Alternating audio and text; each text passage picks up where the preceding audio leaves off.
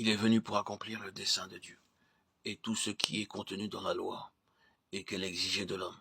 Le Seigneur Jésus l'a accompli pour nous, ayant répondu en tout point aux exigences de la nature divine.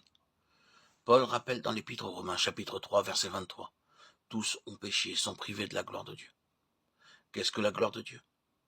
La gloire est l'expression parfaite de la nature de Dieu. Christ est venu pour nous amener à la gloire, à la ressemblance du Fils de Dieu. En se présentant au Jourdain pour être baptisé, il venait dans un but bien précis. Tout d'abord, il nous a rachetés par la mort expiatoire à la croix. La parole de Dieu mentionne deux choses, la mer Rouge et le Jourdain. Le Seigneur n'est pas allé à la mer Rouge, mais au Jourdain. Pourquoi? La mer Rouge nous parle du pardon de nos péchés. Tous nos péchés sont au fond de la mer.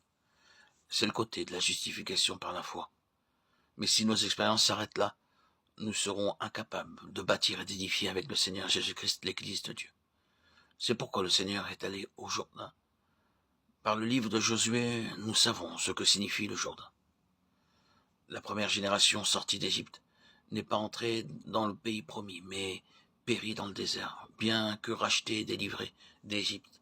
Elle ne fut jamais amenée sur une base céleste à cause de son incrédulité. La base céleste signifie la marche par la foi. Ce fut donc la seconde génération qui entra en Canaan, et pour y entrer, ils durent passer le Jourdain. Josué leur donna de prendre 12 pierres du milieu du Jourdain, qui seraient placées sur la rive du côté de Canaan, pays d'héritage. Ensuite, là où reposaient les pieds des sacrificateurs portant l'arche devaient être dressées 12 pierres. Cet emplacement symbolise la foi. Ces pierres, d'une part les 12 immergées par l'eau, et d'autre part les 12 placées sur la rive du Jourdain du côté de Canaan, sont une illustration de notre union avec Christ dans sa mort et sa résurrection. Car Josué nous parle de la puissance du Saint-Esprit en relation avec l'héritage. L'arche typifie Christ mort et ressuscité, et nous devons nous identifier et entrer expérimentalement dans cette union avec lui. C'est pour cela qu'il est allé au Jourdain, et lorsqu'il fut émergé dans l'eau, nous avons là une image de sa mort sur la croix. Tout cela nous parle de la fin irréversible de l'ancienne création et en sa vie en elle-même.